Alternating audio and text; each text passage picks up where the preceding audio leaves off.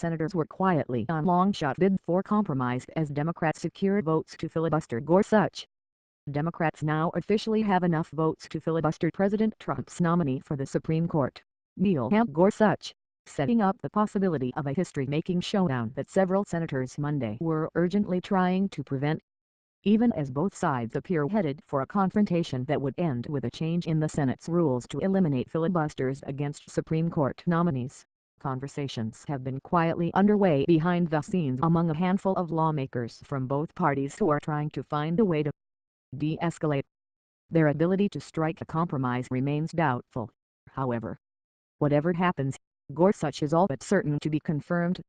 The issue now is what the rules will be when the next vacancy occurs on the High Court. Gorsuch would fill the seat of the late Justice Antonin Scalia, one conservative replacing another. But the next vacancy could change the balance on the court. As the maneuvering continued, the Senate Judiciary Committee advanced Gorsuch's nomination Monday on a party line vote. As the panel did so, several senators announced their positions, bringing the number of Democrats who have publicly said they would support a filibuster against Gorsuch to 42 by day's end, one more than needed to sustain a filibuster and block the vote on the nomination under current rules.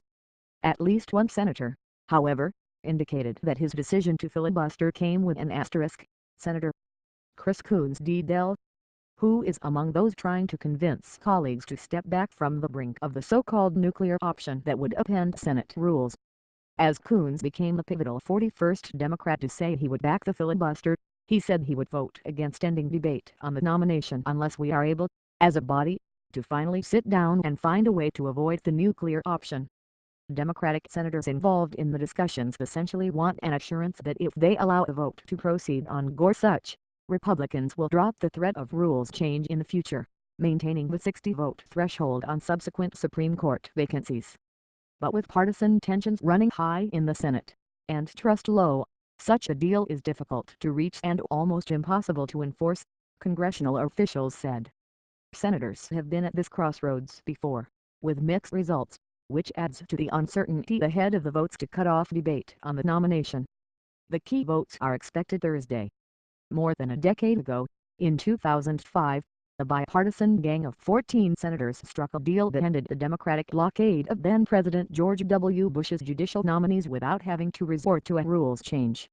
But more recently, in 2013, then-Senate Majority Leader Harry Reid of Nevada changed the rules for confirmation of lower court judges and executive branch officials. That ended the Republican filibuster of President Obama's District Court and Appeals Court picks.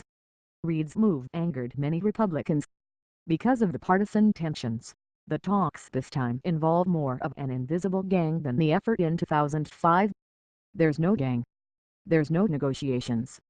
Just having some conversations, Senator John McCain of Arizona, the leader of the 2005 effort, said last week.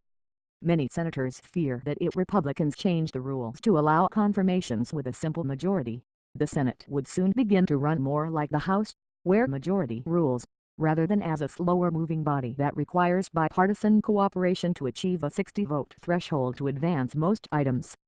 Already, Trump was able to confirm his cabinet nominees with just 51 votes, thanks to the change Democrats made 4 years ago.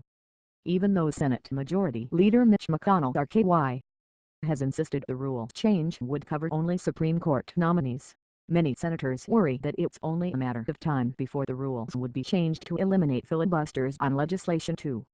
The damage done to the Senate is going to be real, said Senator Lindsey Graham RS.C. who was also a member of an earlier gang.